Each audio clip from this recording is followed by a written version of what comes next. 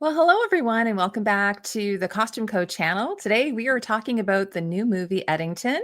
It's Ari Aster's latest film, and it's out in theaters. And with me today to discuss it is the costume designer behind the film, Anna Terrazas. Hopefully, I said your name right. Right, Anna? Close enough for a Western person. Super good. Super good. Okay, great. But anyway, so we're gonna be here for a little while chatting about the costumes in the film. If you haven't seen it yet, it is out in theaters, and we'll start off with some spoiler-free talk, and then maybe a little later in this interview, we'll get into a bit more spoilery type talk. So just a bit of a warning there for everyone. So Anna, thank you so much for joining me today. Thank you so much for having me. I'm really excited to see you again. Me as well. I was Yeah. actually going to ask you, so we had you on for for Pedro Páramo, and then I'm just wondering, that was several months ago. What have you been up to in the meantime? Well, after Pedro Páramo, I went to do Eddington, and that was for like around 7 months.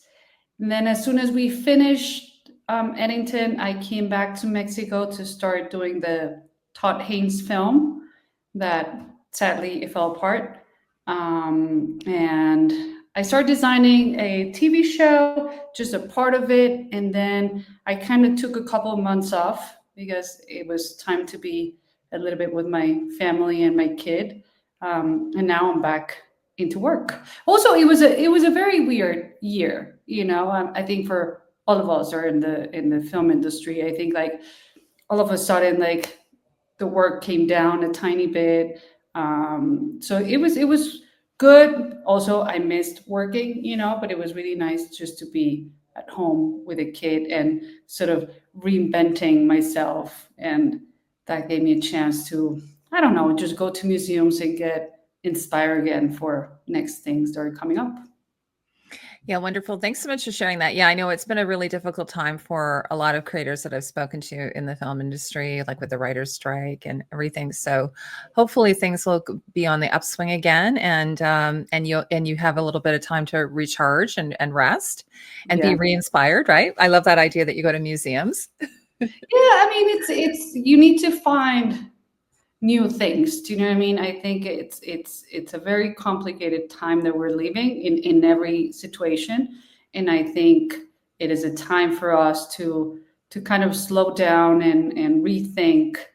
What are we doing? What do we want? And then for me, that's a great time just to spend time to read, to look at new things, to get inspired, to and at the same time just think, what are we doing in this world? So it was great, but I'm really glad and hoping our industry comes back and start working again with new projects.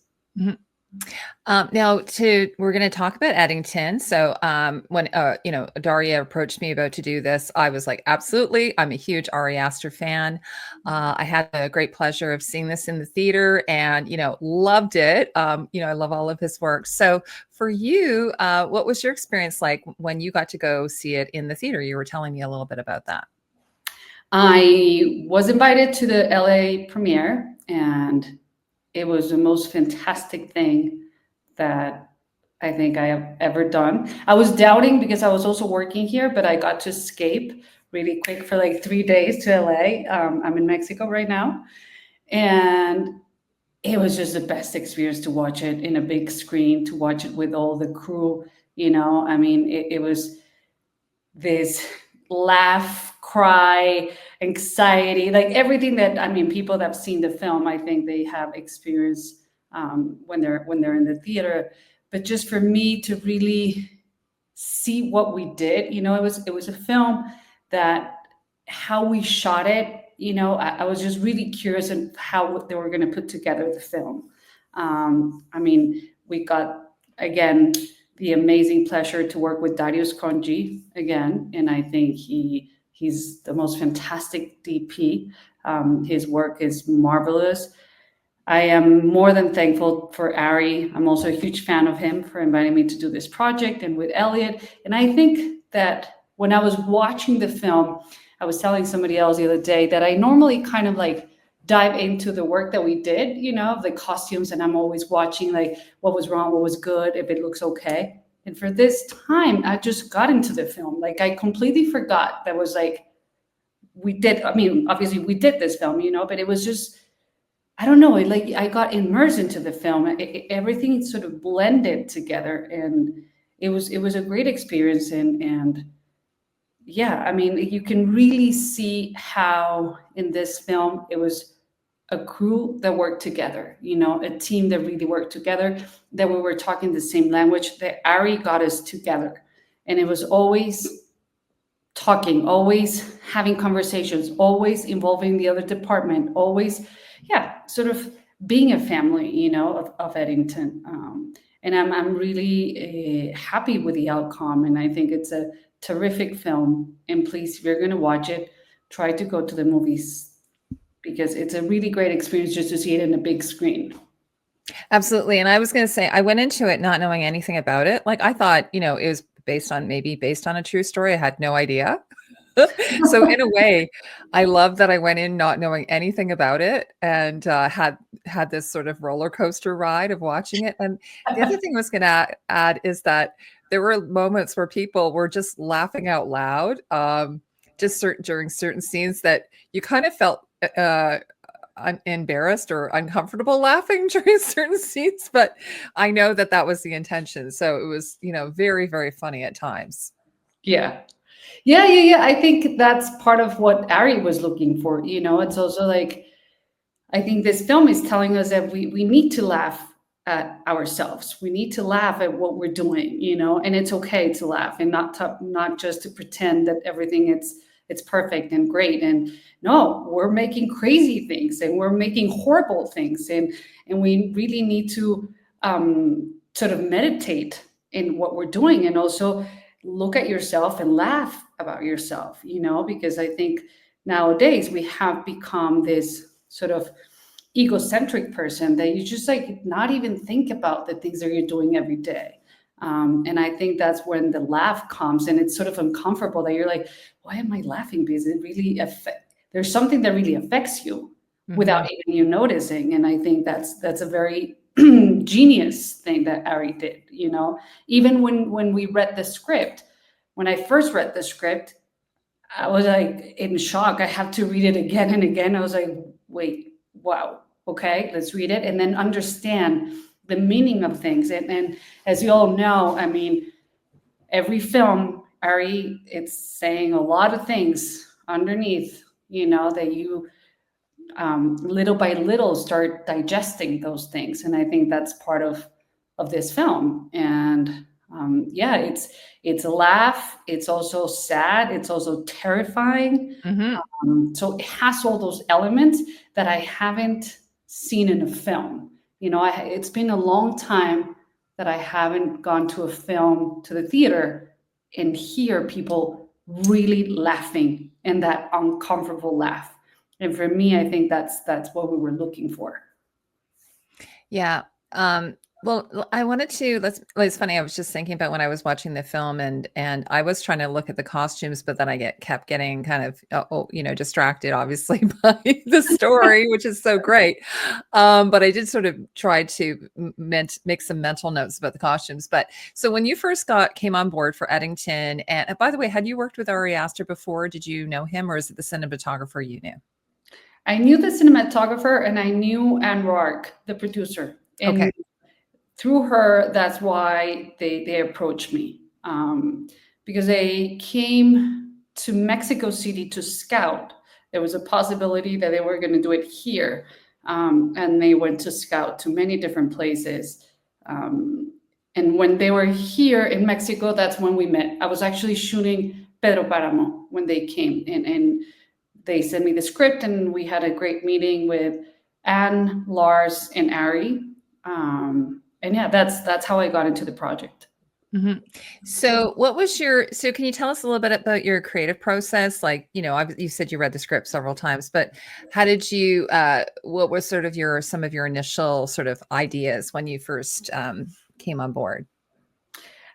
For this one, it was sort of what I normally do, but then it became something completely different because I mean, I read the script and it's truly sort of based in in New Mexico, and have never been there. And I was in Mexico City working. So I started doing my research in New Mexico. I like to do research in what's sort of the environment, the desert, the colors. So I just started pulling ideas and images and things like that. And I did a huge presentation for Ari.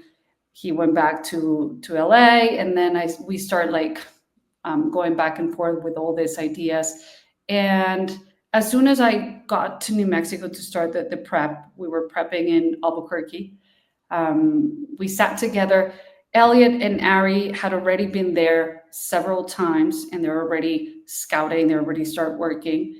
And as soon as we sat down, the three of us, and kind of look at the ideas that I was presenting to Ari, I realized that yes, a lot of the things that I had in mind, they were in the right track, but there was also that there was something missing. And what was missing was like the sort of identity of New Mexico, identity of the people that live there. They're really different, when you go to New York, you go to LA, you go to Mexico City, it's always different. Like the smells are different. The people where they shop are different. And so I kind of got into getting invited to do the scoutings, or like asking them, like, where are you scouting? Where are all these different towns around Albuquerque that I can go and see the real people? Because this is what we wanted to do. It's nothing that, yes, we're designing and we're creating these characters inspired by the people that lived here. So I got a chance of just like grabbing the car, going out, and just going and visit a town and going into a restaurant and talking to people. And all of a sudden, if I see somebody interesting in how it was dressed, like I will take a photo. And it's just like starting to have those conversations. And it was really, really helpful, because you start understanding how that society works and a community works. And another thing that I found that was really interesting is in Albuquerque, there's just like 2 malls. That's it, and they don't even have like all the big stores or anything like that.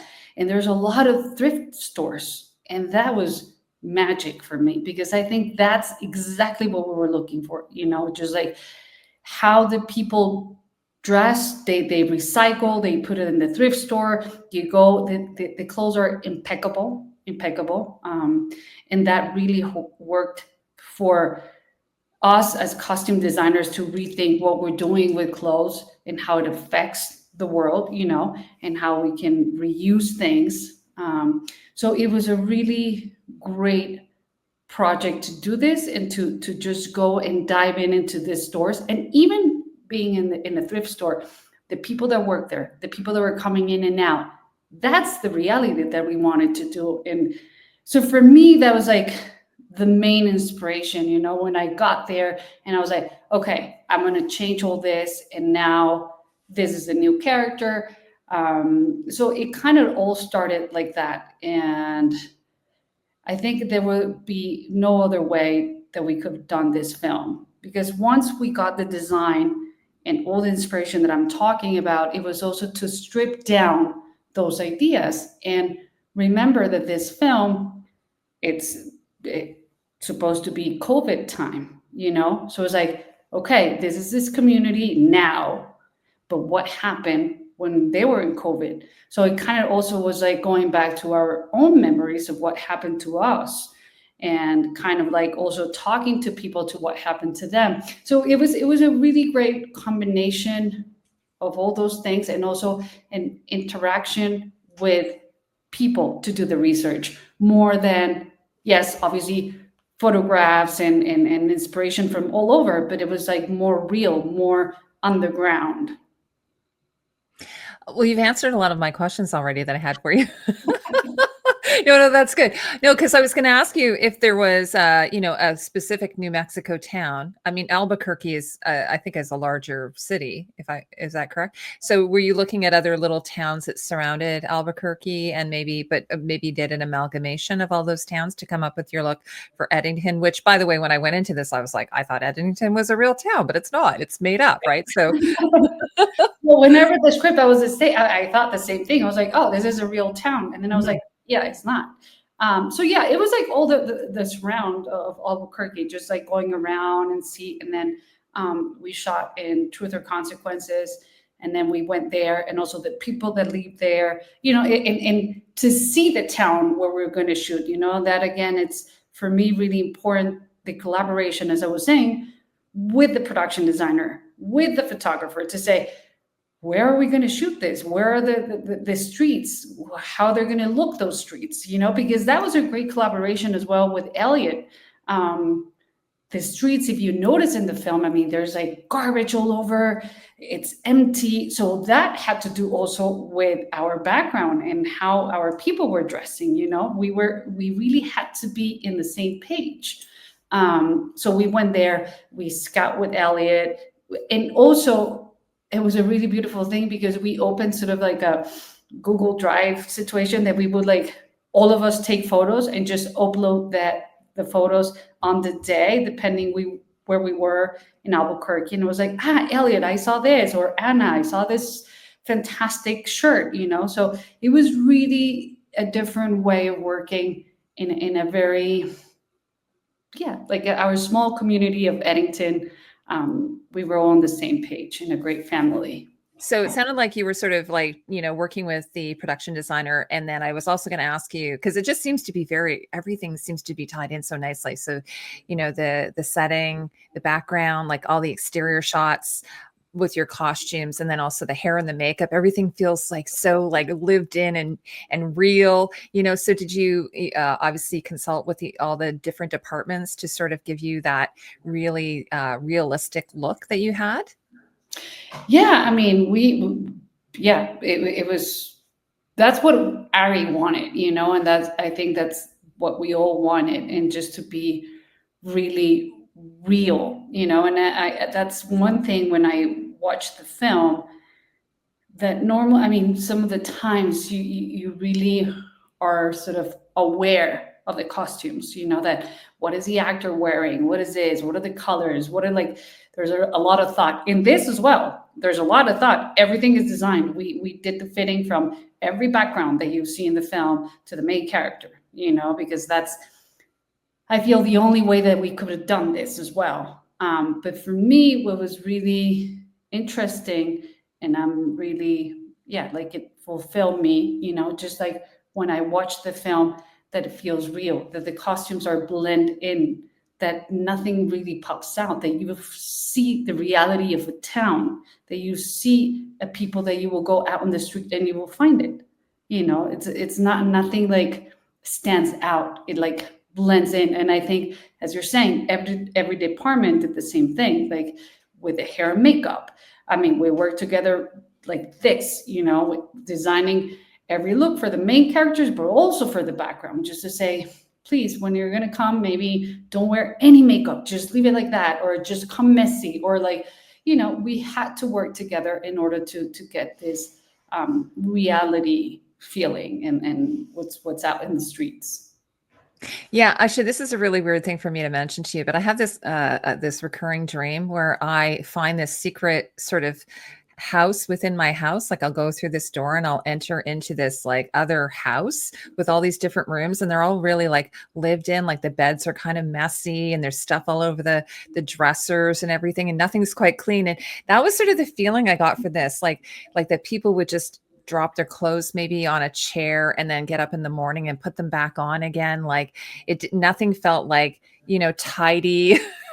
I mean, you just described exactly Yeah. Joe's and Luis and Dawn's house. Mhm. It's a real house. I feel like nowadays, through Instagram, TikTok, all these things, do you know what I mean? It's like everybody presents their life like it's clean and perfect and tied up and and they get dressed beautifully, and it's not real. And for me, I think it's great, and it's where the world is going to. But I think we also need to go back and say, my house, it has the kitchen is like this because I just cooked. Do you know what I mean? And that's what I feel. It's the house, and that's what I feel. It's the film. That it's telling you the reality of our everyday life in somebody's house. They wake up, Joe goes to sleep, he drops his jeans down there by the sides of the bed, Mhm. wakes up and puts it back again, you know?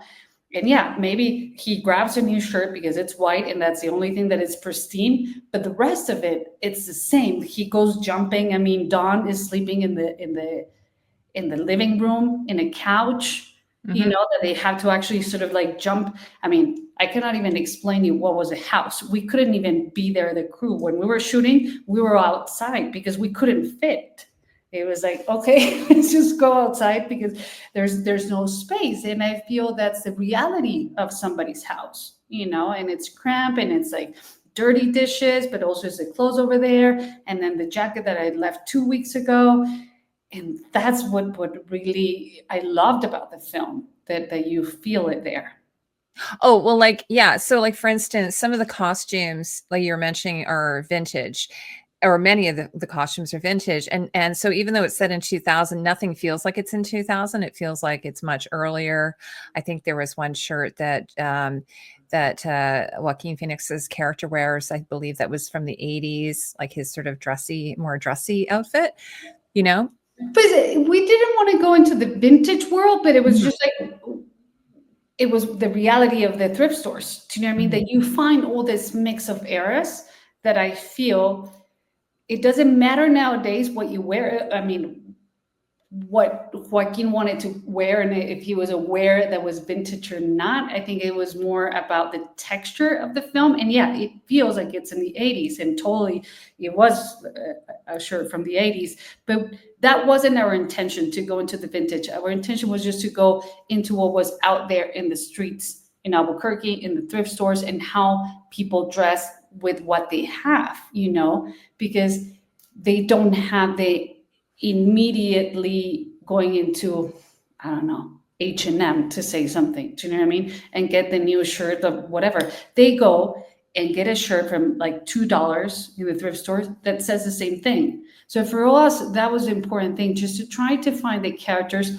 throughout this clothes. I mean, it was like with Louise, it was about the texture. It was about what was the sweater that was going to tell us exactly how she was feeling, how she was like dragging down to the floor, how she was trapped in this house. We tried many different sweaters, but it was a color and the texture. And it also has sort of like an 80s, 90s feeling, and that's what I love about the film as well, that your eye got that, because it's just a mix of eras that are all in one film. And I think that's the reality when you go out in the streets, at least in Mexico, for example, you go out in the streets and you can bump into a beautiful old man that is wearing a 60s suit against a punk rocker, against a, I don't know, just like a normal girl from 2025, you know what I mean? And it's like this kind of, where are we living? And I think that's the world, and that's what we're trying to say in the film. By the way, did you use local background for this show? Like, did they bring any of their own clothing with them for the fittings? Yeah, we asked them to bring. We did for every sort of atmosphere. We kind of created a look that we would send to the casting coordinator, and just to share that with the background people, and to bring things. For example, we decided to not use any black at all in anybody, just at the protest. Mhm. It's so we dress them more in black. So there's like tons of like certain details that we wanted to just take out, and we will create these boards for background to bring clothes. And then we also had a lot of stock, and we will help each other. But we did fittings in Albuquerque and also in the town that we were shooting. They came like even on the day or something ahead of the game. We would just like take photos, check, take this out, take this in. And they were really amazing people. They all collaborate like beautifully. Again, as I said, like it was a really fantastic community. By the way, I just learned this the other day that Truth or Consequences was named after the game show, which is like just bonkers, right? Like, I guess they won a contest or something. Well, I learned that when I was there, and I was like, because I was like, wait, where are we gonna shoot? Yeah. It didn't sound real, right? What It's is that town? I because was I like, remember that. I remember the show when I was a kid. I think my "Okay, parents really?" watched it. Yep. Yeah. And then they told me this story and I couldn't believe it. I was like, no way. Yeah, it Yeah. is. And It's it's a such fantastic town. I have yeah. to say, like, we all at the end fell in love, you know? Is that where you shot it in Truth or Consequences? Yeah, Oh, you did? part Okay. of it. Yeah. Part of it, yeah. The other thing is the palette for, you said no black. So the palette for the costumes, it felt like very, very close to the scenery and everything, like very warm. Was there a specific palette? Like, I mean, obviously for characters you would have more specific, but was there a specific palette that you were going for? Kind of like Pedro Páramo, and it was very warm. Yeah, for as I was saying, like for every sort of environment, we did a color palette. You know, for the data center, we did one.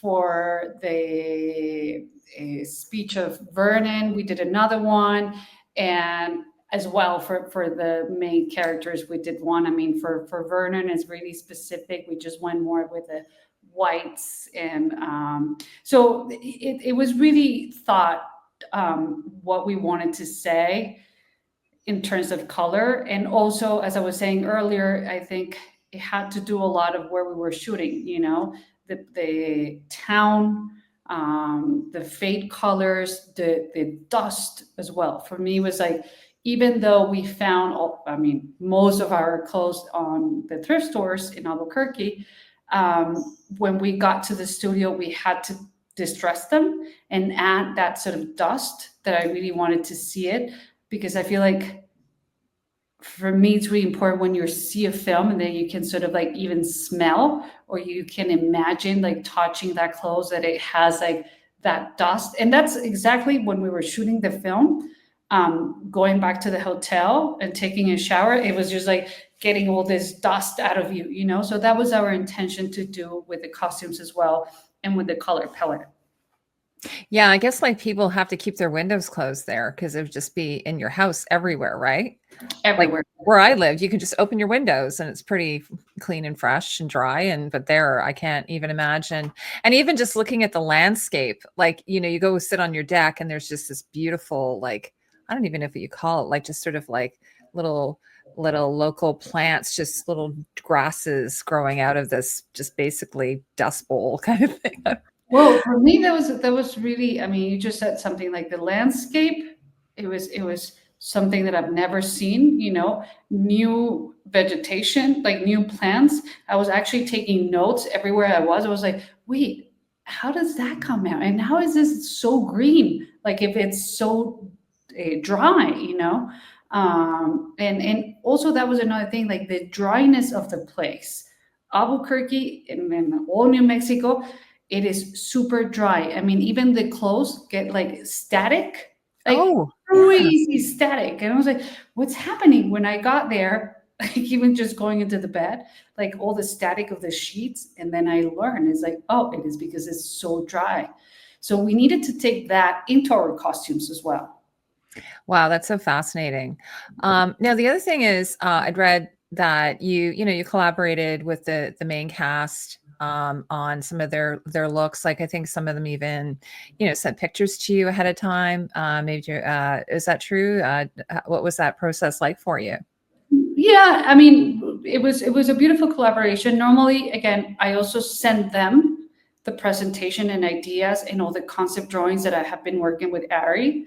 I mean, normally I pull ideas, photos, and then I do concept, like just design their character and first show it to Ari. I mean, we did for Louise, I don't know, around 20 different sketches, and then also for Vernon and for Joe. And so I always tend to send them ahead of time before they come to a fitting so we can start a conversation and see what they have to say with the work that Ari and I have been working and doing. And it was fantastic. I mean, I think with Emily, we had a great conversation when she came in, to find that simple but a specific character that we wanted and her arc in the film. Hmm.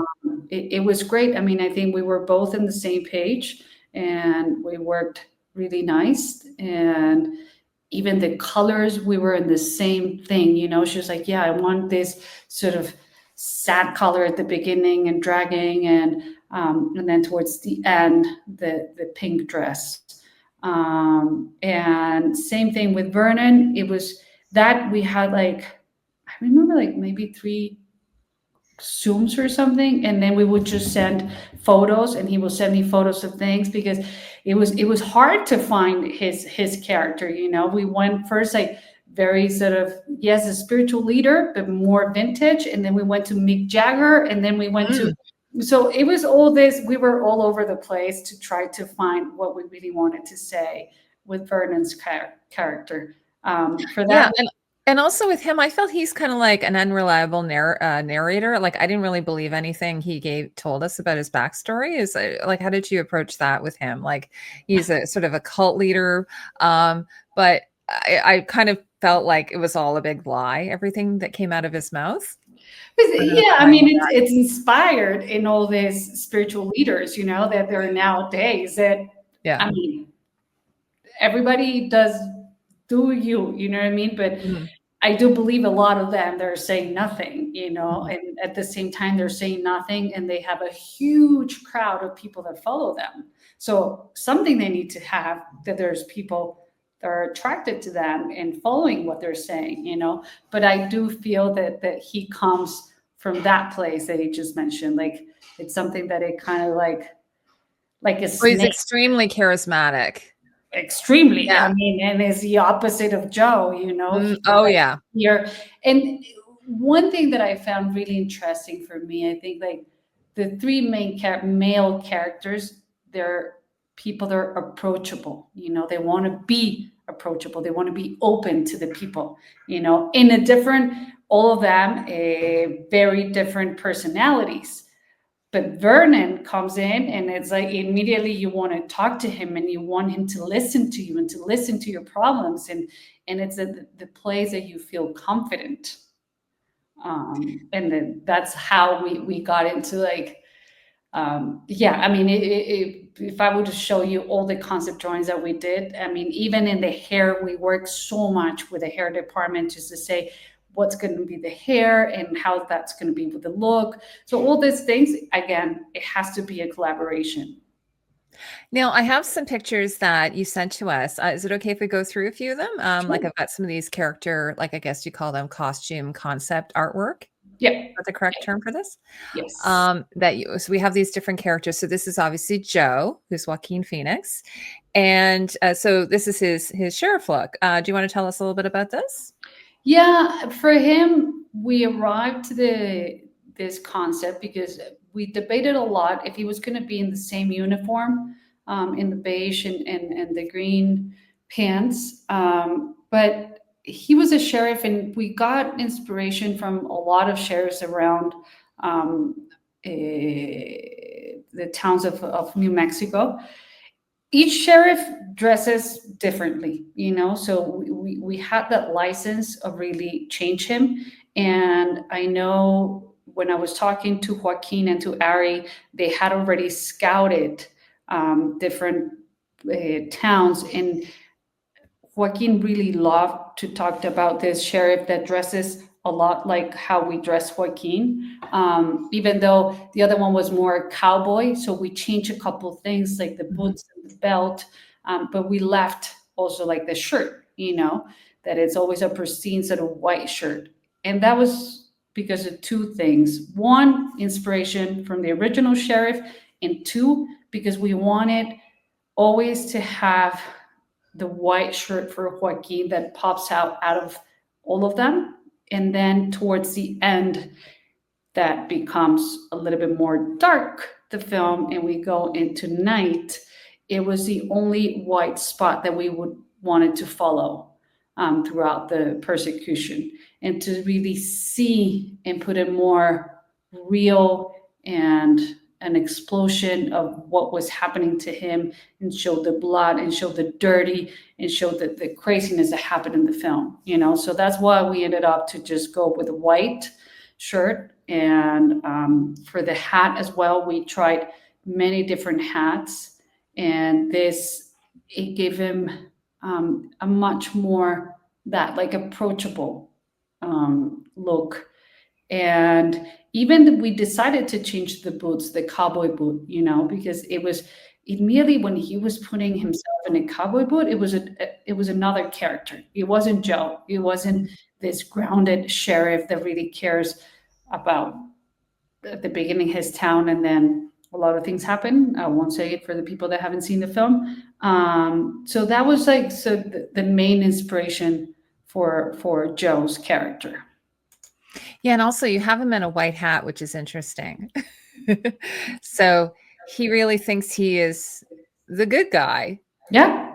and now the other thing I was going to mention, so you had a bit of a challenge. I mean, maybe not a challenge, but you sort of like Joaquin is vegan, so you had to make some adjustments. And I was actually really fascinated to read that he was willing to wear like vintage leather as long as it wasn't new leather. I thought that was interesting because I know in a lot of shows now they can't even do like say vintage furs. They have to just completely stay away even from vintage because of the optics or whatever. So do you want to tell me a little bit about that, how that worked?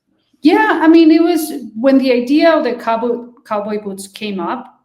Immediately, I talked to Lars. I was like, yes, but he's vegan, and just we don't have the right time right now to make a vegan cowboy boot. So we had a conversation. He was like, unless if it's a rental and it's vintage and it's already been super worn and used, then I'll try it on. So we found and we rented a lot of cowboy boots that he was completely okay to wear it. For his belt, we went into vegan leather. For his shoes at the end, they're vegan. For the hat, inside the hat, it has the leather. Forgot the name in Band. English. Band. Yes. And then we changed that to be cotton as well. So all those things, like even the props, the holster, it's You can see there. yeah, that holster is a vegan leather that we worked with a prop master just to make everything vegan and for him to feel comfortable. So all that we always take in consideration. And yeah, I mean, we tried the cowboy boots and we went back and forth with that idea, but it was just not him. And then on the opposite, Ted, Pedro Pascal, is wearing the cowboy boot, but again, is not wearing the super high high heel, sorry, a Mm-hmm. cowboy boot, because again, it has to have a much more grounded. He's a mayor. He's there for the people. He also cares about the town. So immediately when you put them in a more heel, it just like gets them away from the rest of the people. For Pedro, we also tried hats, and for him more in the darker color, and it just didn't work. Again, it was becoming more a politician, right? Like a Mm-hmm. people's politician. A much more I'm here, like even the best for us. I think that's a very iconic look. I'm here, I'm real, I'm from this town. You can come and talk to me. I'm here for you. I was going to mention, you don't have it in the concept, but you went with these really interesting glasses on Joaquin's character. Yeah. What was the story? I mean, it just sort of like, you know, uh, it added so much. What were the thoughts behind the glass? Added the touch, as you just Yeah. said. We tried many different glasses, again with a prop master, and we had a variety of options. And just this one, it made Joe completely Joe. Like Joaquin, Mhm. immediately when he put them on, he was like, "Done. This is it." Like I just love this look. And yeah, I mean, it was something that the prop department found them. And also some facial hair too. Like he had a little bit of a scruff, like a little bit, the hair and make, like we were saying, the hair and makeup was just really added to it as well. So what a wonderful look in contrast to Pedro Pascal as well. So here I do have the concept of Pedro here. You got a bolo tie on him too, which is Yeah. that sort of a nice New Mexico touch? Yeah, and that inspiration, the bolo tie, came from a mayor because we also did a lot of research and all the mayors, but they were all like in the jackets and more this super cowboy look or more politician look. And for us, I mean, at the end, if you see the film, I feel like Ted, it's sort of like people are like just being, he's being a puppet, you know, they're telling him Mhm. what to say, what to do, how to dress, put the bolo tie because this is how you're going to get the people. And this is a very distinctive thing of New Mexico, you know, so it's like you need to have the bolo, they give him the watch, so it's kind of they're addressing him a little bit. Yeah, and of course, I love his ad, like his political ad. That must have been really fun to do, where he's trying to present himself in a certain light. Even like Joaquin Phoenix's character calls it out, right? He's just like, this is completely fake. I love that. So that must have been really fun to do that little commercial It within the was, movie. I mean, when Ari came up with the idea, it comes from an inspiration video that Ari showed us. And we just could, I mean, we couldn't stop laughing. First of all, we're like, oh my God, this is way too bonkers. You know, we can't do that. But yeah, it was super fun to make it. Mm. We had a blast. Even Pedro was laughing. I mean, because again, this is about a real thing that it's actually out there in the world because it came from an inspiration, and how we need to laugh about that and how we need to laugh about ourselves. And making that, we're laughing and we're saying, look at us. Where is our humanity going to, you know? Now, and so Emma Stone's character, Louise, I honestly think, like, if you didn't know this was her, like, if I didn't know going into this is Emma Stone or Emily Stone, uh, I would not have known this was her. Like, she's just completely immersed in this look. Do you want to tell us a little bit about well, I think we first meet her, she's like lying in bed, right? I think she's in bed. He Yeah. comes home, like Joe comes Comes home. home. Exactly. Yeah. Yeah. Yeah. And so So her clothes look like she could sleep in them. that's it. She Yeah. sleeps in her clothes. I mean, she's always Mhm. sort of like in her pajama, you know, she never like changes. She always covers herself from Joe, you know, like even and that was the most important thing for us, to not to show her skin, not to show her body, and just to make it like straight, you know, it's just, I'm wearing this big sweater that you can't really see who I am because they're not even stopping 1 minute, Dawn or Joe, to see what truly happened to her.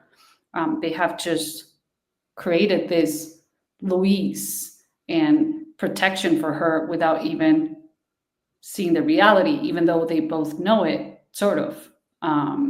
Well, Joe doesn't, but Dawn does, to hide what happened, you know? And so she's hiding from the Mhm. world. And then when she goes out with Vernon, that scene they just put on, like she comes back and she's showing a lot more skin. She's wearing a skirt.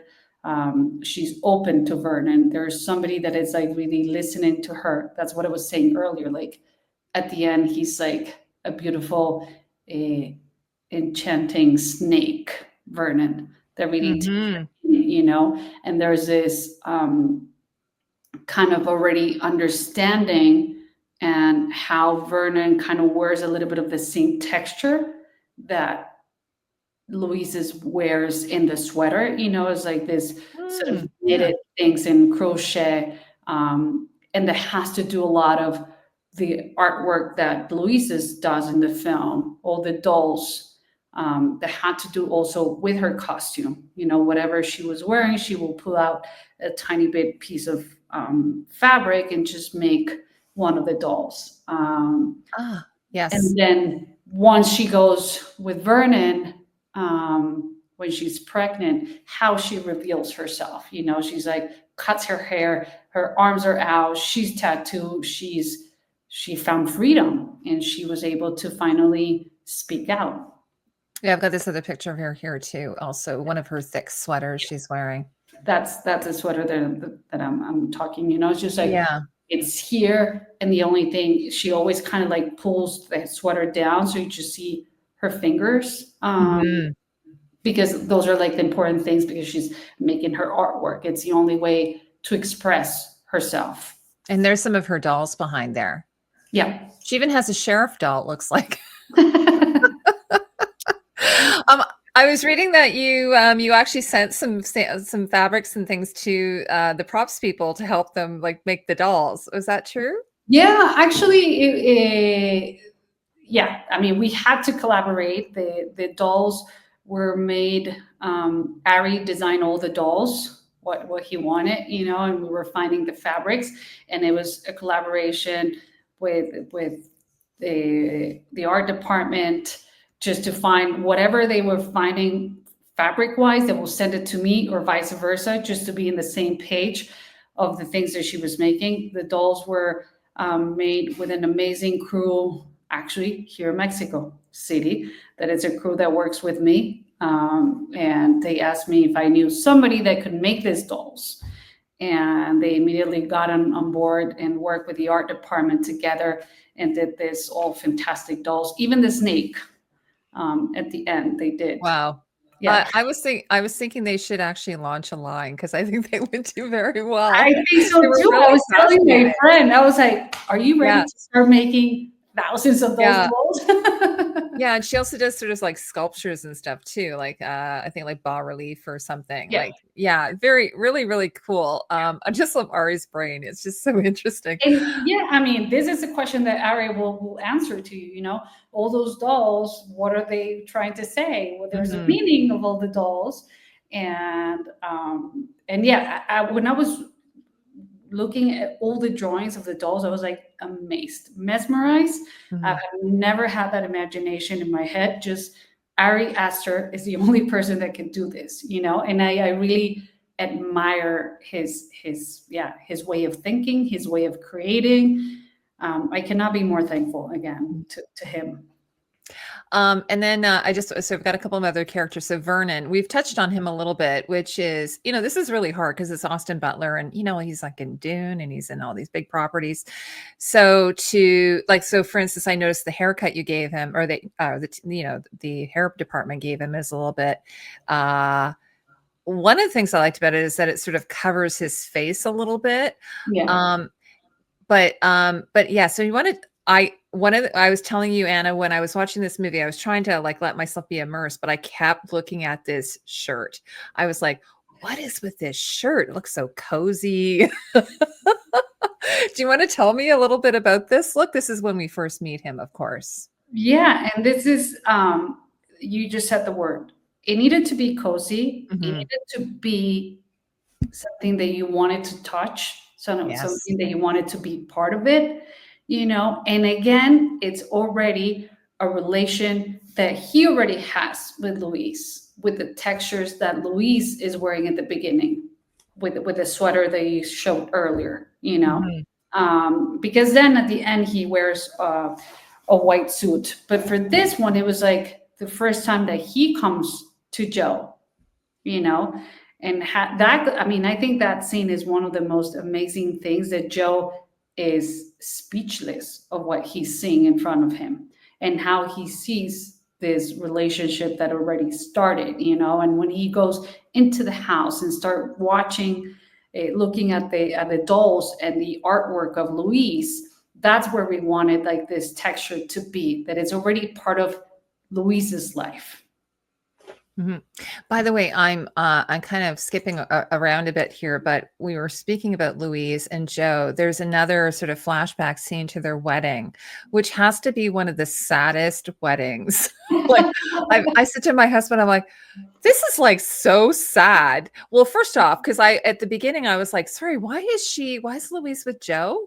And he's watching this video about like maybe trying to have a family and everything on YouTube.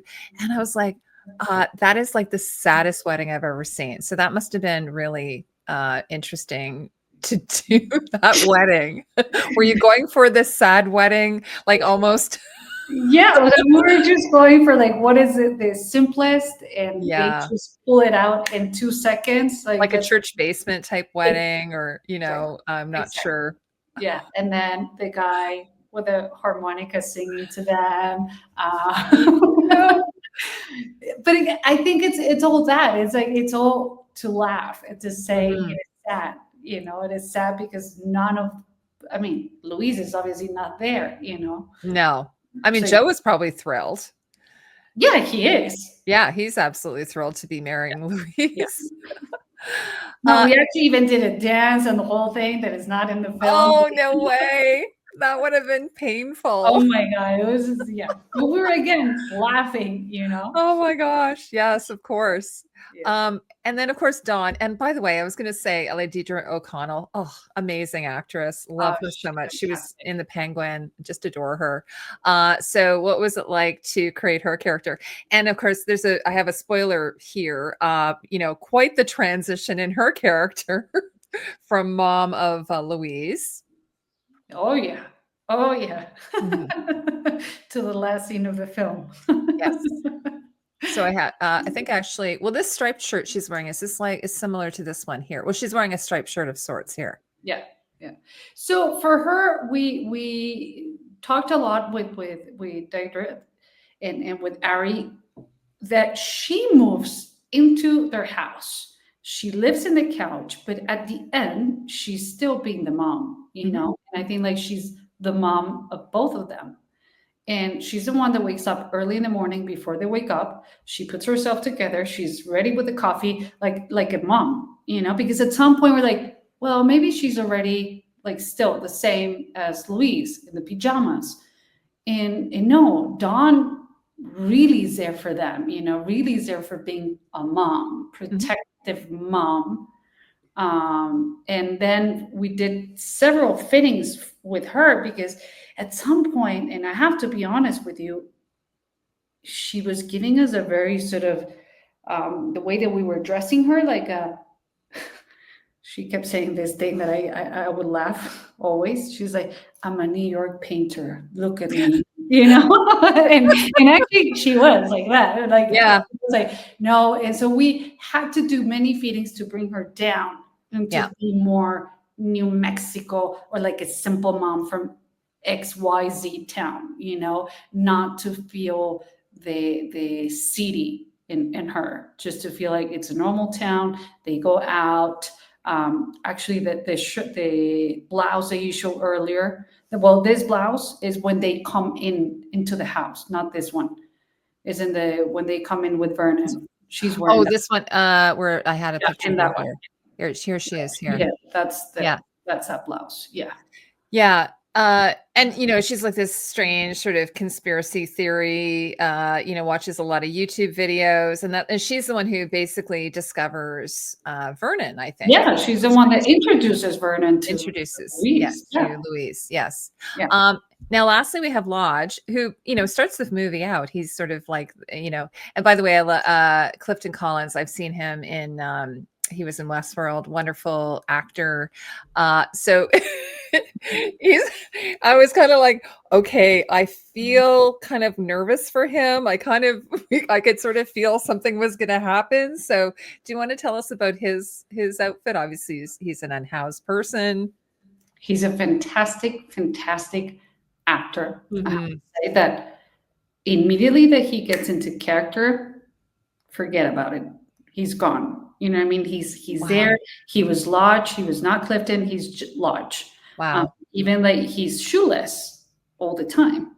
And we Oh, were so is he wearing bags, like little bags on his feet no, then? no, that concept didn't end up at the end. Oh, okay. I don't remember what he was wearing. He's completely shoeless. Like, or does he have Shoeless. socks? Nope.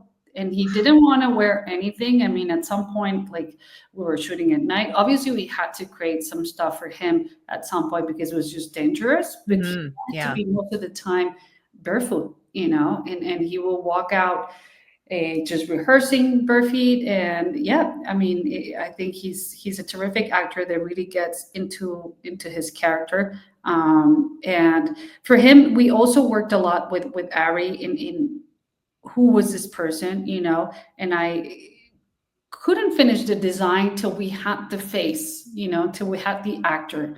And I think Clifton gave a lot into this character and he helped us a lot to end up the design together.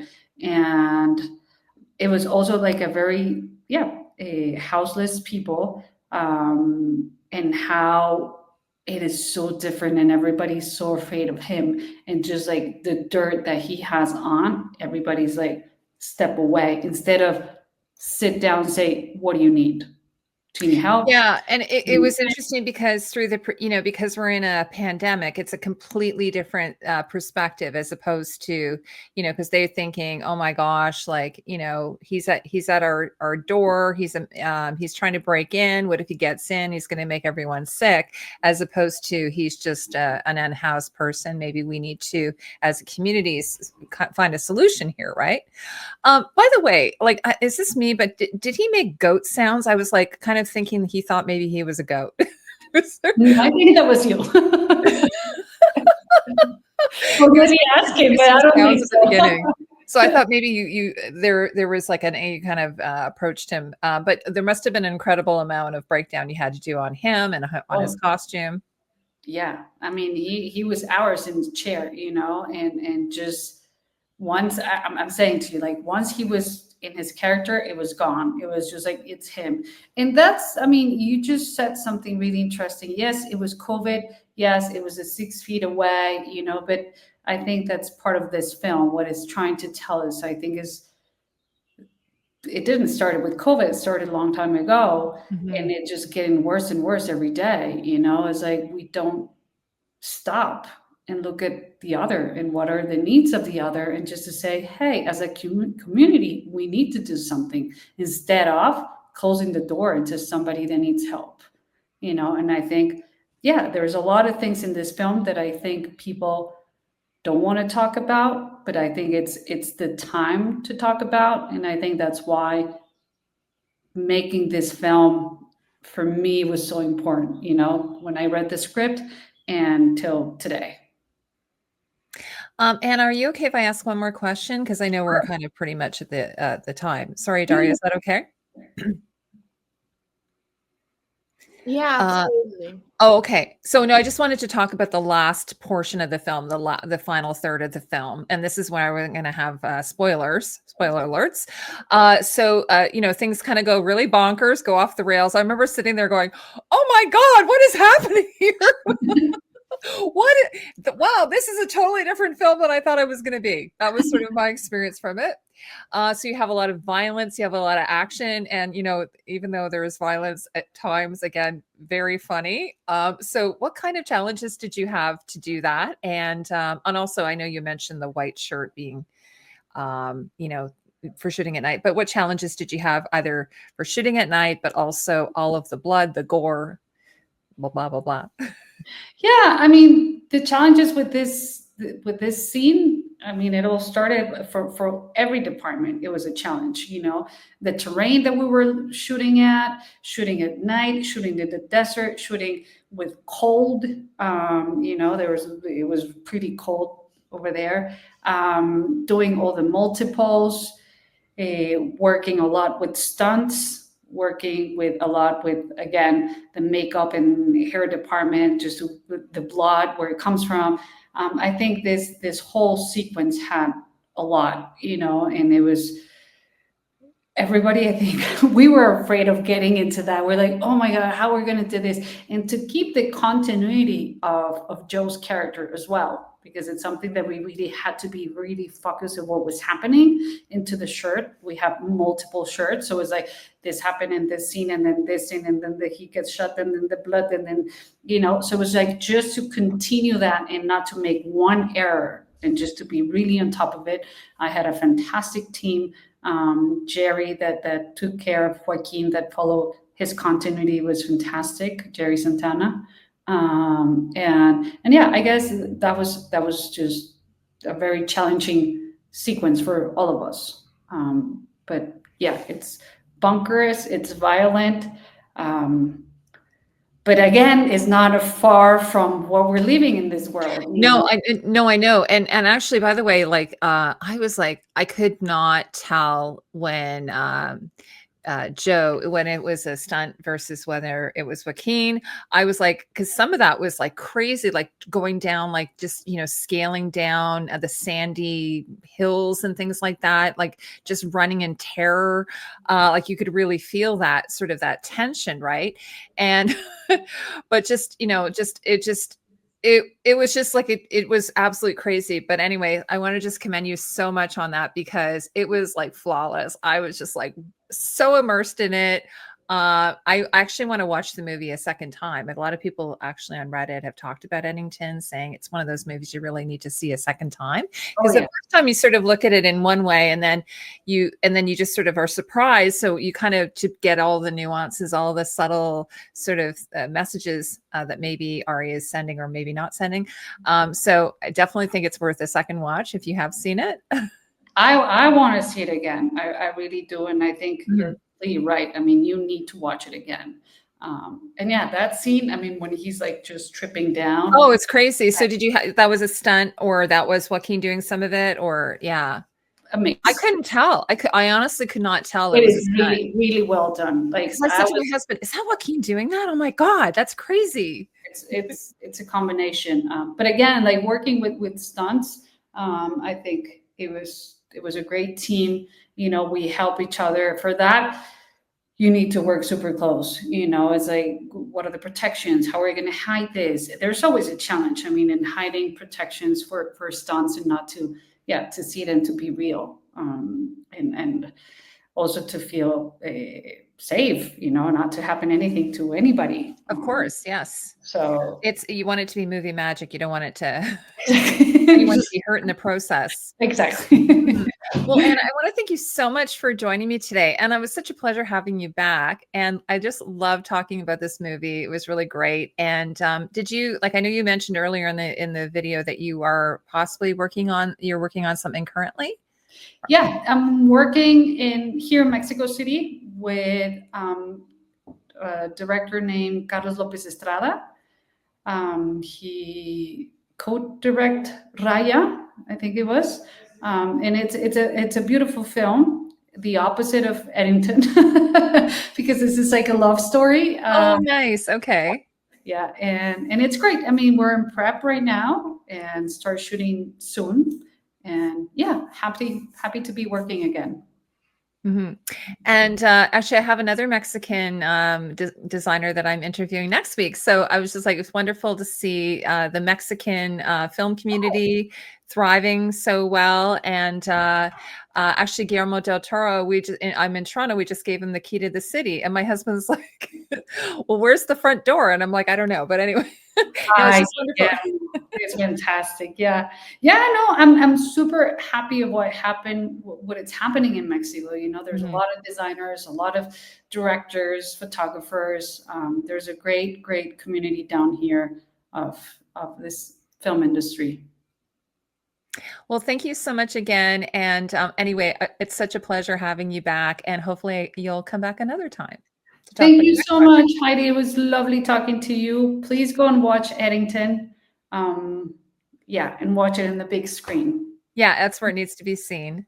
Yes, and thank you for having me again. My pleasure. My pleasure. Thank you. And thanks for everyone for spending time with us today. Thank you. Bye, everyone. Bye.